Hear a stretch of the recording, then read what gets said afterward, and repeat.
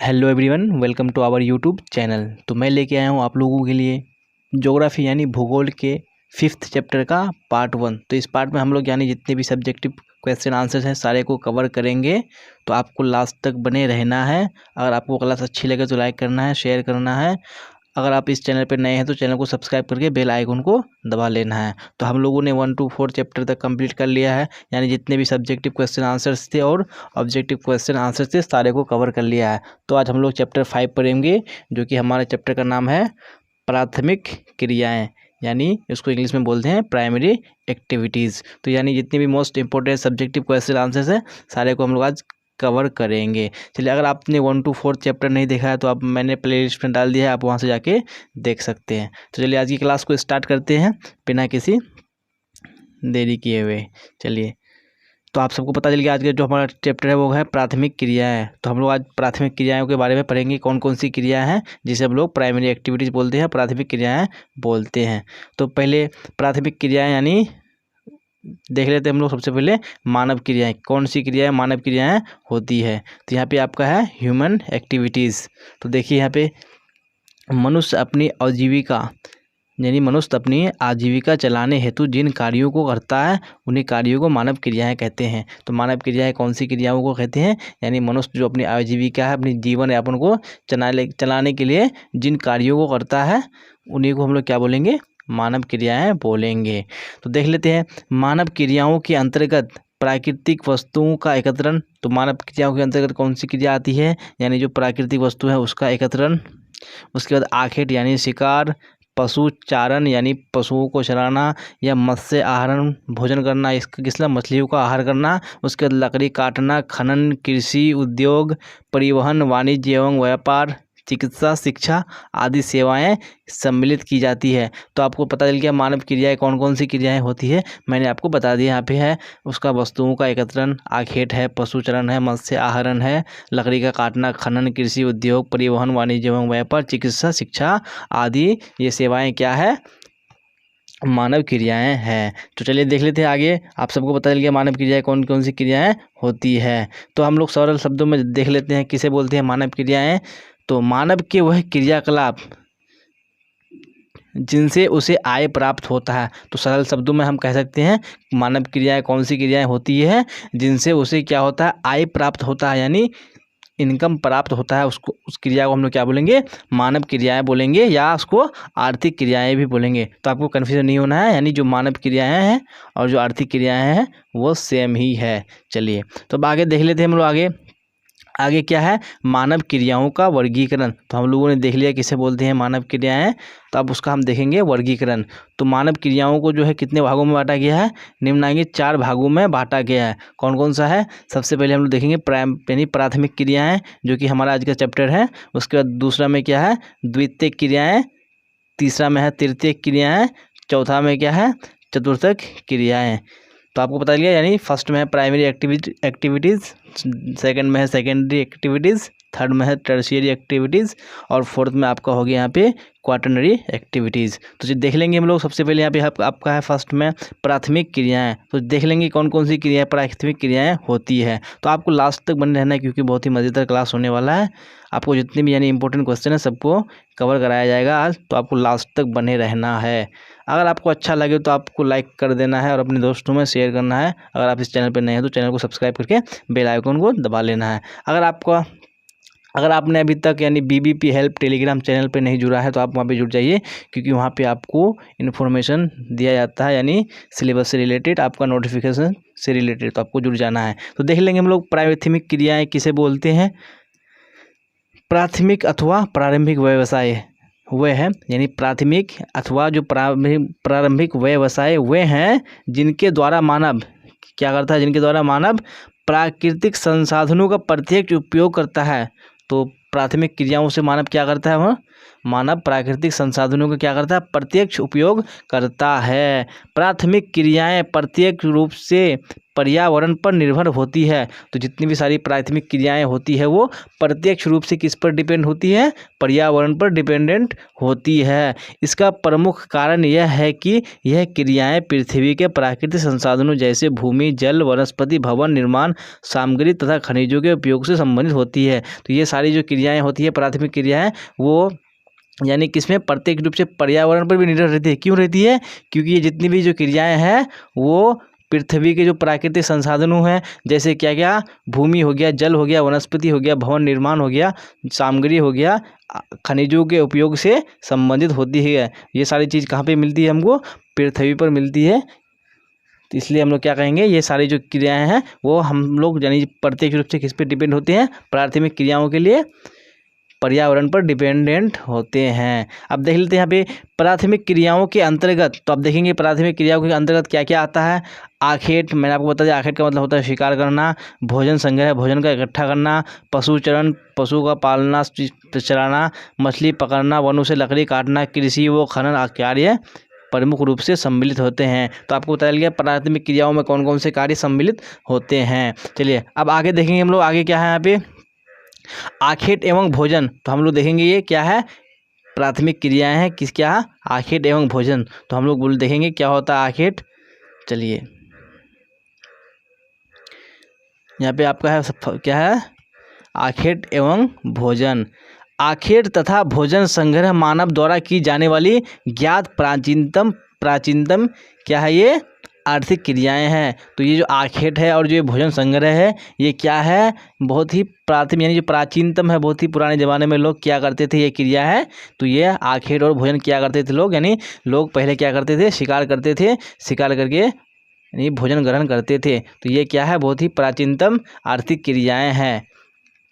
उसके बाद यहाँ पे है मानव सभ्यता के आरंभिक युग में आदिम कालीन मानव, जब मानव सभ्यता शुरू हुआ था उसमें जो आदिम कालीन मानव था अपने जीवन निर्वाह के लिए यानी अपने जीवन यापन के लिए अपने समीपवर्ती यानी अपने आसपास जो वातावरण था उस पर निर्भर रहता था। किसके लिए, अपने जीवन यापन के लिए जो उसके समीपवर्ती वातावरण था उस पर निर्भर रहता था। उसका जीवन निर्वाह दो कार्यों द्वारा होता था। तो पहले ज़माने में जो आदिमकालीन मानव थे, जो आदिमकालीन मानव थे वो यानी दो कार्यों पर वो डिपेंडेंट थे। कौन कौन सा, सबसे पहला में आपका पशु का आखेट करके यानी पशुओं को शिकार करके, और दूसरा में क्या है, अपने समीपवर्ती जंगलों से खाने योग्य कंद मूल एवं जंगली पौधों आदि एकत्रित करते। तो वहाँ पे क्या करते थे, पहले ज़माने में दो चीज़ पे क्या करते थे, डिपेंडेंट थे। किस पे, पशुओं का आखेट पे, और दूसरा जो समीपवर्ती जंगल था वहाँ से यानी जो कंद मूल एवं जंगली पौधे थे उसको एकत्रित करके क्या करते थे, अपने जीवन यापन करते थे आदिमकालीन मानव। चलिए अब आगे देखेंगे हम लोग, आगे क्या है यहाँ पे, पशुचारण। तो हम लोगों ने ये जितनी भी सारी पढ़ रहे हैं, सारी प्राथमिक क्रियाएं पढ़ रहे हैं।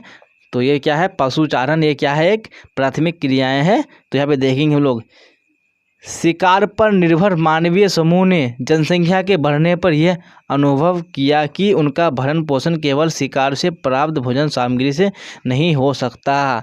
तो क्या किया, यानी जो आदिमकालीन मानव थे उन्होंने ये महसूस किया कि जो हमारा जीवन जो यापन है सिर्फ कि शिकार करके ही नहीं हो सकता है, शिकार करके ही नहीं हो सकता है।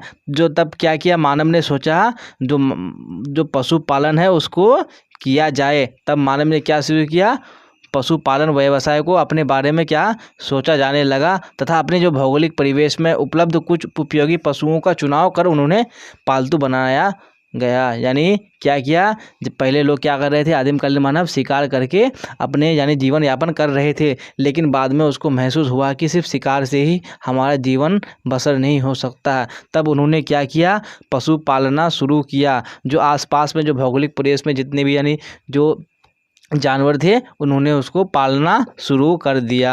भौगोलिक कारकों तथा तकनीकी विकास के आधार पर वर्तमान समय में पशुचारण व्यवसाय के निम्नलिखित दो वर्ग होते हैं। तो किसके, भौगोलिक कारकों और तकनीकी विकास के आधार पर यानी जो वर्तमान समय में है यानी प्रेजेंट टाइम में है, जो पशुचारण है उसको दो वर्गों में बांटा गया है। तो देख लेंगे कौन कौन सा है। एक होता है चालवासी पशुचारण, फर्स्ट में आपका चालवासी पशुचारण और दूसरा है वाणिज्य पशुधन पालन। तो देखेंगे हम लोग दोनों का क्या होता है चालवासी और क्या होता है वाणिज्य पशुधन। चलिए सबसे पहले हम लोग चालवासी पशुचारण के बारे में पढ़ेंगे। तो क्या होता है चालवासी पशुचारण, चलिए आपको स्क्रीन पे दिख रहा होगा। चालवासी यानी जो चालवासी पशुचारण मानव का प्राचीन जीवन निर्वाह व्यवसाय है। तो ये जो चालवासी जो पशुचारण है ये क्या है, एक मानव का यानी जो प्राचीन जीवन निर्वाह व्यवसाय, एक तरह व्यवसाय है जब जो लोग यानी जो प्राचीन समय में करते थे, जिसमें पशुचारक अपने भोजन वस्त्र शरण औजारों एवं परिवहन के लिए पशुओं पर आश्रित रहता है। तो क्या करते थे उस समय लोग अपने यानी जो भोजन, उसमें क्या करते थे पशुचारक, तो क्या करते थे अपने भोजन को यानी भोजन ग्रहण करते थे, वस्त्र शरण, उसके बाद औजारों एवं परिवहन के लिए पशुओं पर आश्रित रहता था। तो उसमें लोग किस पर आश्रित रहता था, पशुओं पर रहता था, जानवरों पर रहता था। पशुचारक अपने पालतू पशुओं के साथ पानी व उपयुक्त चारागाहों की तलाश में एक स्थान से दूसरे स्थान को स्थानांतरित होते रहते थे। तो क्या करते थे उस समय पशुचारक, यानी पालतू पशुओं के लिए जो साथ पानी है, जो पानी की तलाश में है और जो उपयुक्त चारागाह है उसकी तलाश में एक स्थान से दूसरे स्थान यानी वो क्या करते रहते थे, स्थानांतरित करते रहते थे। चलिए तो उसी हम लोग क्या बोलेंगे चालवासी पशुचारण, यानी जब चालवासी पशुचारण बोलेंगे उसको, जो लोग यानी भोजन की तलाश में, चारा की तलाश में एक स्थान से दूसरे स्थान तक स्थानांतरित करते रहते थे। चलिए अब हम लोग देखेंगे यहाँ पे वाणिज्य पशुधन पालन। तो किसे बोलते हैं वाणिज्य पशुधन पालन, देख लेते हैं यहाँ पे। वाणिज्य पशुधन पालन विस्तृत घास भूमि पर आधुनिक वैज्ञानिक पद्धति द्वारा किया जाने वाला व्यवस्थित एवं पूंजी प्रधान व्यवसाय है। तो ये वाणिज्य पशुधन जो पालन है वो क्या है, एक तरह का यानी व्यवस्थित एवं पूंजी प्रधान व्यवसाय है। यानी ये क्या है, व्यवस्थित है, इसको यानी किया जाता है और ये क्या होता है पूंजी प्रधान होता है, यानी पूंजी का इसमें इन्वेस्ट करना पड़ता है काफ़ी मात्रा में है। जो वाणिज्य पशुधन पालन है वो किस पे होता है, जो विस्तृत घास भूमि पर, यानी जो विस्तृत जहाँ पे मैदान होता है घास का वहाँ पे किया जाता है, और आधुनिक वैज्ञानिक पद्धति द्वारा, जो यानी जो आधुनिक प्रेजेंट टाइम में जो टेक्नोलॉजी है विज्ञान की, उस पद्धति द्वारा किया जाने वाला ये क्या है, एक व्यवसाय है। इस व्यवसाय में विस्तृत घास भूमि क्षेत्रों में पशुओं को नियंत्रित चराने के लिए छोटे छोटे फार्मों में विभक्त कर दिया जाता है। तो पशुओं को चराने के लिए इस घास के मैदान में क्या किया जाता है, यानी छोटे छोटे फार्मों को में उसको बांट दिया जाता है, तथा दो फार्मों को अलग करने के उद्देश्य से बीच में बाड़ लगा दी जाती है। तो क्या करता है, यानी छोटे छोटे फार्म बनाते हैं और उन फार्मों को अलग करने के लिए बीच में यानी क्या कर देता है, बाड़ लगा देता है। चलिए तो हम लोगों ने देख लिया वाणिज्य पशुधन पालन कैसा होता है। चलिए अब देखेंगे हम लोग आगे क्या है हमारा कृषि। तो ये भी क्या है, ये बहुत ही महत्वपूर्ण व्यवसाय है, यानी प्राथमिक क्रियाएं हैं कृषि। चलिए इसके बारे में हम लोग देखेंगे। चलिए कृषि, आप सबको पता ही होगा कृषि यानी एग्रीकल्चर। प्राथमिक व्यवसायों में कृषि अस्थायी एवं सार्वत्रिक महत्वपूर्ण व्यवसाय है। तो ये प्राथमिक जो व्यवसाय है उसमें एक बहुत ही अस्थायी एवं क्या है, सार्वत्रिक महत्वपूर्ण व्यवसाय है।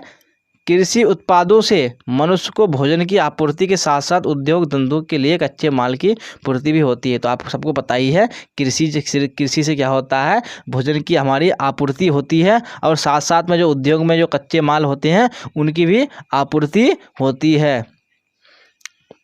उसके बाद वर्तमान में विश्व की कुल जनसंख्या का लगभग 50% भाग कृषि कार्यों में संलग्न है। तो मैं आपको बता दूं कि जो प्रेजेंट टाइम में है पूरे यानी जो विश्व का जो लगभग 50% भाग है वो कृषि कार्यों में जुड़े हुए हैं, जबकि विकासशील देशों में क्या है, संलग्न जनसंख्या का प्रतिशत लगभग 65% तक मिलता है। तो यहाँ पे विश्व का कितना है, 50% है, लेकिन जो कंट्री क्या है विकासशील है, जैसे कि भारत क्या है एक विकासशील कंट्री है, तो यहाँ पे क्या लगभग 65% तक मिलता है। चलिए अब आगे देखेंगे, आगे क्या है यहाँ पे, विश्व में निम्नलिखित प्रमुख कृषि प्रणालियाँ मिलती है। तो हम लोग देखेंगे यहाँ पे कौन कौन सी प्रमुख कृषि प्रणालियाँ मिलेंगी, उसके बारे में हम लोग यहाँ पे नीचे देखेंगे। चलिए यहाँ पे फर्स्ट में आपका है निर्वाह कृषि। ये बहुत ही यानी जो प्रमुख प्रणालियाँ हैं कृषि की, तो देखेंगे क्या होता है निर्वाह कृषि। इस कृषि पद्धति के अंतर्गत सभी कृषि उत्पादन बाजार में विक्रय के लिए न होकर कृषक परिवार के उपभोग के लिए होते हैं। तो निर्वाह कृषि में क्या होते हैं, यानी जो उनका मकसद होता है, मोटिव होता है, वो यानी बाजार में बेचने के लिए नहीं होता है। ये क्या होता है, यानी जो कृषक के परिवार होते हैं उसके खुद के यूज के लिए ये होता है। इस कृषि की मुख्य विशेषता कृषि उत्पादन में अधिशेष का लगभग नहीं होना है। यानी इस कृषि का मकसद क्या होता है, यानी कोई लाभ या कोई बेनिफिट मकसद नहीं होता है। इसका मकसद होता है यानी उसको अपने परिवार का यानी खुद उपभोग के लिए इस खेती को करता है। कृषक अपनी आवश्यकताओं की आपूर्ति के लिए सभी प्रकार के अनाज, दलहन, तिलहन, गन्ना आदि उगाता है। तो निर्वाह कृषि में क्या करता है, कृषक अपनी आवश्यकता मुताबिक वो यानी अनाजों को उगाता है, जैसे दलहन हो गया, तिलहन हो गया, गन्ना आदि हो गया। तो हम लोग इसको बोलेंगे निर्वाह कृषि। तो अब दूसरा देखेंगे हम लोग, दूसरा में यहाँ पे क्या है, रोपण कृषि। तो देखेंगे किसे बोलते हैं रोपण कृषि। चलिए, विश्व के अनेक भागों में यूरोपियन लोगों द्वारा स्थापित किए गए उपनिवेशों में 7 रोपण कृषि फसलों की कृषि करना प्रारंभ किया गया। तो रोपण कृषि कैसे यानी कहाँ प्रारंभ किया गया, यानी जो यूरोपियन लोगों द्वारा जो स्थापित किया गया था, क्या उपनिवेश स्थापित किया गया था, उन्हीं लोगों ने यानी रोपण कृषि का क्या किया, प्रारंभ किया। तो उन्होंने कितनी रोपण कृषि का प्रारंभ किया था, 7 रोपण कृषि का प्रारंभ किया था। यूरोपियन लोगों द्वारा विशेष रूप से अपने अधीन उष्णकटिबंधीय क्षेत्रों में चाय, कॉफ़ी, कहवा, कोको, कपास, गन्ना, केला तथा अनानास के बागान लाकर सफलतापूर्वक कृषि की गई। तो रोपण कृषि कैसे जो थी, कौन कौन सी रोपण कृषि है, ये सारी कृषि है, यानी चाय हो गया, कॉफ़ी हो गया, कहवा हो गया, कोको हो गया, कपास हो गया, गन्ना, केला तथा अनानास के जो बागान हैं उनको लगातार उन्होंने क्या किया, सफलतापूर्वक उन्होंने कृषि उगाई। यानी ये क्या है, रोपण कृषि है। यानी वो उन्होंने यूरोपियन कंट्री से ये सारी यानी ये सारे जो कृषि के यानी जो पौधे हैं, इन पौधों को यहाँ पे यानी अपने उपनिवेश में लाया गया और वहाँ पे रोप के उन्होंने क्या किया, उनका विकास किया रोपण कृषि का। तो ये रोपण कृषि किन्होंने बनाया था, यानी यूरोपियन लोगों ने। चलिए, तो आपको ध्यान में रखने हैं। तो अब हम लोग तीसरे में देखेंगे विस्तृत वाणिज्य अनाज कृषि। विस्तृत वाणिज्य अनाज कृषि के प्रमुख क्षेत्र तो देख लेते हैं कौन कौन से प्रमुख क्षेत्र हैं, यानी विस्तृत वाणिज्य अनाज कृषि के। इस प्रकार की कृषि विश्व के मध्य अक्षांशीय क्षेत्रों में, यानी विश्व के जो मध्य अक्षांशीय क्षेत्र है उसमें जो आंतरिक अर्ध शुष्क घास क्षेत्रों में की जाती है। तो ये कहाँ की जाती है, मध्य अक्षांशीय क्षेत्रों में, आंतरिक अर्ध शुष्क घास क्षेत्रों में की जाती है। विस्तृत वाणिज्य अनाज कृषि विश्व के निम्नलिखित क्षेत्रों में की जाती है। तो आपको देखना है कौन कौन से क्षेत्र में की जाती है। यूरेशिया के स्टेपीज, उत्तरी अमेरिका के प्रेरीज, अर्जेंटीना के पंपास, दक्षिण अफ्रीका के वेल्डस, ऑस्ट्रेलिया के डाउन्स, न्यूजीलैंड का कैंटरबरी। तो ये जितने भी सारे हैं आपको ध्यान में रखने हैं, याद रखने हैं, क्योंकि आपको एमसीक्यू में इस तरह के सवाल आते हैं, तो आपको ध्यान में रखने हैं। चलिए, अब आगे देख लेंगे हम लोग मिश्रित कृषि। तो मिश्रित कृषि किसे बोलते हैं, चलिए देखिए, ध्यान से सुनिए आप। मिश्रित कृषि में फसलों और पशुओं को समान महत्व दिया जाता है। तो मिश्रित कृषि में क्या किया जाता है, यानी फसलों और जो पशु हैं उन दोनों को यानी समान महत्व दिया जाता है, इसलिए इसे क्या बोलते हैं हम लोग, मिश्रित कृषि बोलते हैं। यानी दोनों को बराबर महत्व दिया जाता है, इसलिए उसको हम लोग मिश्रित कृषि बोलते हैं। मिश्रित कृषि की विशेषताएं, मिश्रित कृषि की निम्नलिखित विशेषताएं हैं। तो हम लोग देखेंगे यहाँ पे कौन कौन सी विशेषताएं हैं मिश्रित यानी कृषि की। तो फर्स्ट में आपका यहाँ पे इस प्रकार की कृषि में फसल उत्पादन तथा पशुपालन साथ साथ किया जाता है। तो इसीलिए यानी जो अगर पशुपालन और जो फसल उत्पादन है दोनों साथ साथ किया जाता है, इसलिए उसको क्या कहा जाता है, मिश्रित कृषि कहा जाता है। इस प्रकार की, अब आगे देखेंगे हम लोग यहाँ पे क्या है, इस प्रकार की कृषि में खेतों का आकार मध्यम होता है। तो इस प्रकार की जो कृषि होती है यानी मिश्रित कृषि होती है, जो खेतों का जो साइज जो होता है वो मध्यम होता है, मीडियम होता है, जिस पर बोई जाने वाली फसलों में गेहूं, तो यानी मिश्रित कृषि में कौन कौन सी होती है फसलें, गेहूं, जौ, राई, मक्का, चारे की फसल तथा कंदमूल प्रमुख है। तो यानी मिश्रित कृषि में कौन कौन सी फसल प्रमुख है, गेहूं हो गया, जौ हो गया, राई, मक्का, चारे की जो फसल है वो सारे क्या है, प्रमुख हैं।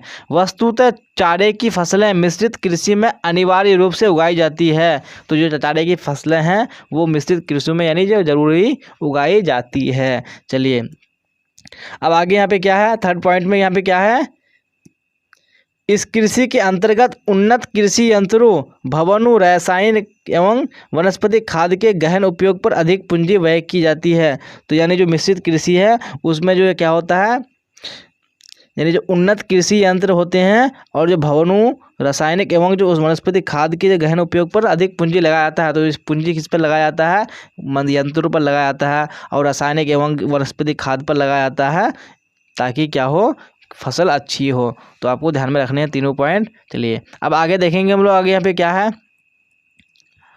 आगे हमारा डेयरी कृषि। तो देख लेते हैं हम लोग डेयरी कृषि किसे बोलते हैं। डेयरी कृषि दूध से निर्मित पदार्थ, यहाँ पे क्या है, दूध से निर्मित पदार्थ, जैसे क्या है, दूध से निर्मित पदार्थ घी हो गया, मक्खन हो गया, पनीर आदि के लिए दुधारू पशुओं के पालने के व्यवसाय को डेयरी उद्योग कहा जाता है। तो डेयरी उद्योग किसे कहा जाता है, डेयरी कृषि किसे कहा जाता है, यानी दूध से निर्मित पदार्थ के लिए दुधारू पशुओं के पालने के व्यवसाय को हम लोग क्या बोलेंगे, डेयरी उद्योग या डेयरी कृषि बोलेंगे। तो आप सबको पता चल गया डेयरी उद्योग या डेयरी कृषि किसे बोलते हैं। चलिए अब आगे देखेंगे हम लोग भूमध्य सागरीय कृषि। तो कौन कौन सी कृषि भूमध्य सागरीय होती है, हम लोग इसके बारे में देखेंगे। यहाँ पे भूमध्य सागरीय जलवायु वाले क्षेत्रों में, यानी जहाँ पे भूमध्य सागरीय जलवायु पाई जाती है उस क्षेत्रों में की जाने वाली कृषि को हम लोग क्या बोलेंगे, भूमध्य सागरीय कृषि बोलेंगे। विश्व में इस कृषि का प्रचलन भूमध्य सागर के समवर्ती क्षेत्रों, दक्षिण यूरोप से उत्तरी अफ्रीका में, ट्यूनीशिया से अटलांटिक तक। तो यहाँ पे क्या होता है, ये कृषि कहाँ पे यानी उगाई जाती है, भूमध्य सागरीय जलवायु वाले क्षेत्रों में, इसलिए उसको क्या बोला जाता है, भूमध्य सागरीय कृषि कहा जाता है।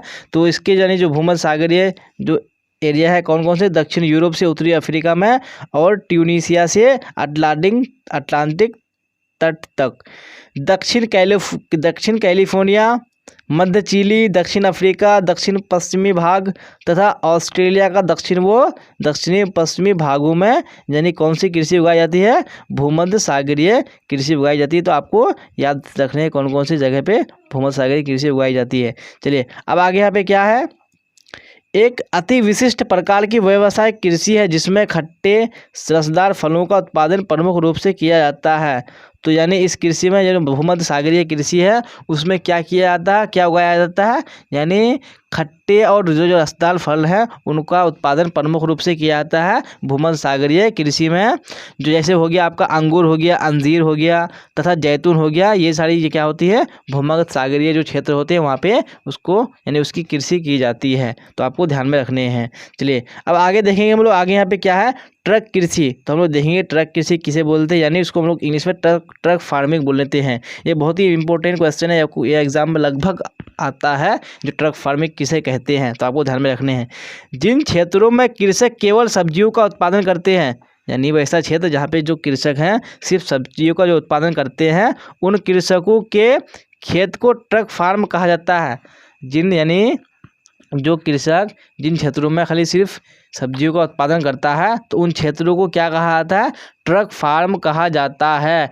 ट्रक फार्म से बाहर यानी जो ट्रक फार्म से बाजार तक की दूरी ट्रक द्वारा अधिकतम एक रात में तय की जाती है। यानी जो जितनी भी दूरी होती है बाजार तक, यानी किससे, वो क्षेत्र से, कृषि क्षेत्र से बाजार तक जितनी दूरी होती है वो ट्रक से दूरी तय की जाती है एक रात के अंदर ही।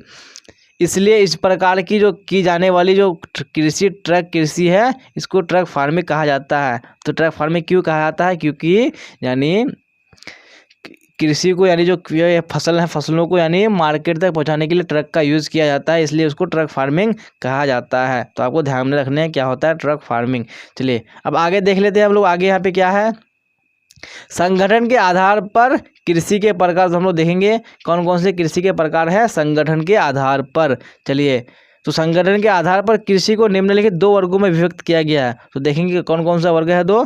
ये वर्गीकरण सरकारी नीतियों से प्रभावित होती है। तो ये जो वर्गीकरण है वो सरकारी नीतियों से प्रभावित है। तो हम लोग देखेंगे कौन कौन सी कृषि है संगठन के आधार पर। चलिए यहाँ पे आपका सब फर्स्ट में है क्या, सहकारी कृषि। तो देखेंगे सहकारी कृषि किसे बोलते हैं, जब कृषकों का एक समूह अपनी कृषि से अधिक लाभ कमाने के लिए स्वेच्छा से एक सहकारी संस्था बनाकर कृषि कार्य करता है, उसे सहकारी कृषि कहते हैं। तो सहकारी कृषि किसे कहते हैं, यानी जो कृषकों का जो समूह होता है अपनी कृषि से अधिक, यानी जो उसकी जितनी कृषि है उससे अधिक लाभ लेने के लिए वो क्या करता है, एक सहकारी संस्था बनाती है, ऑर्गेनाइजेशन बनाती है, और बनाकर क्या करती है, वो कृषि का जो कार्य करता है उसे हम लोग क्या बोलेंगे, सहकारी कृषि बोलेंगे। तो आपको ध्यान में रखने हैं किसे बोलते हैं, सहकारी कृषि। चलिए अब आगे देखेंगे हम लोग, यहाँ पे क्या है, सामूहिक कृषि। समूह से अब आपको पता चलता है समूह से ही सामूहिक आया है। तो हम लोग देखेंगे जब कृषकों के एक समूह द्वारा अपने संसाधनों को मिलाकर कृषि कार्य परस्पर सहयोग से किया जाता है, यानी सामूहिक कृषि में क्या किया जाता है, कृषकों को समूह ये सारे लोग मिलकर क्या करते हैं, संसाधनों को मिलाकर कृषि के कार्यों को क्या करते हैं, परस्पर एक दूसरे का सहयोग करते हैं। तो इसे हम लोग क्या बोलेंगे, सामूहिक कृषि बोलेंगे। चलिए तो हम लोगों ने देख लिया यहाँ पे सामूहिक कृषि भी। अब आगे देखेंगे हम लोग अगला क्या है यहाँ पे, खनन। तो अब लोग क्या नहीं खनन के बारे में पढ़ेंगे, तो किसे बोलते हैं, खनन।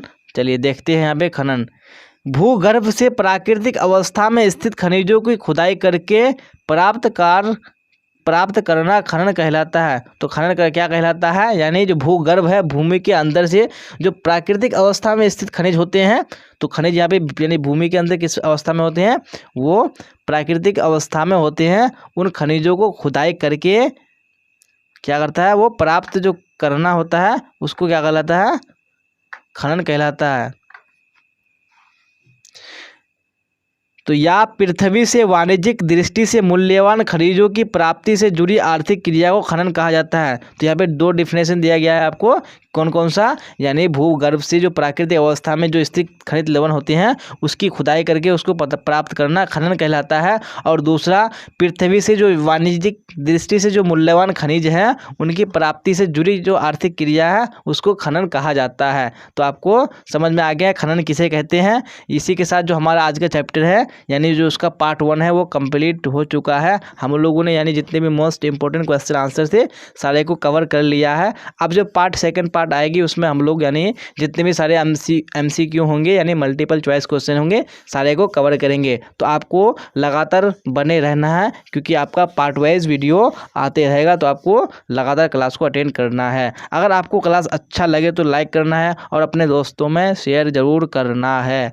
अगर आप इस चैनल पे नए हैं तो चैनल को सब्सक्राइब करके बेल आइकॉन को दबा लेना है। अगर आपका कोई क्वेश्चन हो, कोई डाउट हो तो आप कमेंट में पूछ सकते हैं, और डिस्क्रिप्शन में टेलीग्राम का लिंक दे दिया गया है BBP हेल्प नाम से, आप वहां पे टेलीग्राम में जुड़ सकते हैं, आपको वहां पे सारा डाउट क्लियर कराया जाएगा। तो आपको यानी डिस्क्रिप्शन चेक कर लेना है वहां पे और आप वहां से जुड़ सकते हैं। चलिए तो आपको अच्छा लगे तो लाइक करना है, शेयर करना है।